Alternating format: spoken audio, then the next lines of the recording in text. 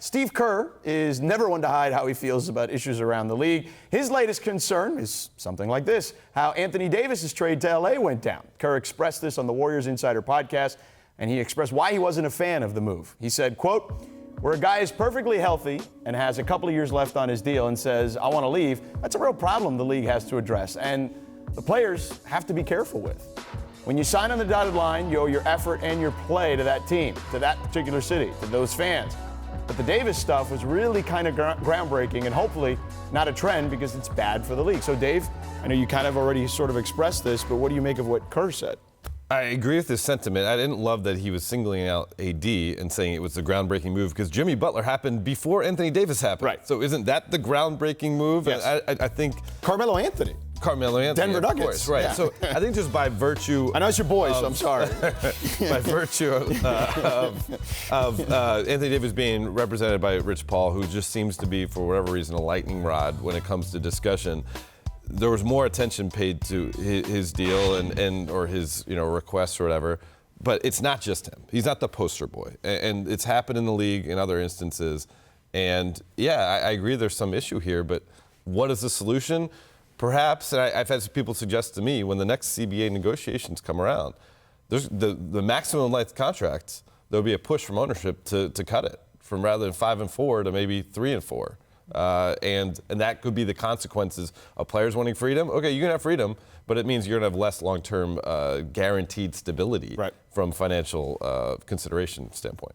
I mean, I've spent a fair amount of time with the Pelicans this season, and I agree. You know, the Jimmy Butler saga was definitely one that kind of set the ball rolling. But the Anthony Davis, it played out over a long period of time. And Alvin Gentry told me that it was one of the craziest things he's experienced just because there were so many iterations of what happened.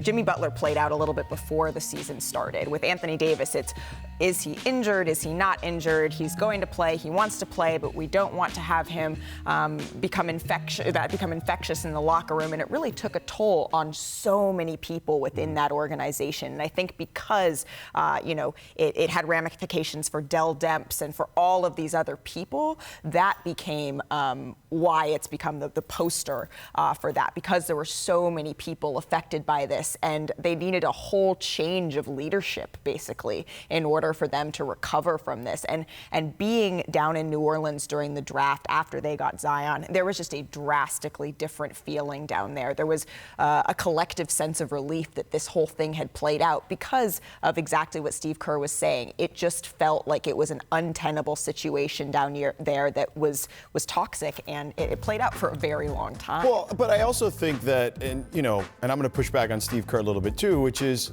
every situation is a case-by-case situation, right? Anthony Davis had been there for 7 years already and had dealt with management that, let's face it, wasn't necessarily, upper echelon as far as the league is concerned. So much so that David Stern once chided, and the general manager at the time, Dell Demps. I'm not trying to kick a man while he's down, but we know what he said about him when it came to the Chris Paul trade a number of years ago. So, Anthony Davis falls into this situation, and this can be a deeper discussion that we can get into another day about, when you get drafted somewhere, you're kind of, quote unquote, stuck there for X amount of time. And once you've done X amount of years and you don't see anything that benefits you, that benefits your brand, that benefits the franchise, then I could see where a guy gets fed up with it, like in Anthony Davis' situation. So I'm with you to that extent. Like, Anthony Davis shouldn't be the poster child of this. There are plenty of other guys who have done it, and his particular situation has been dealt with.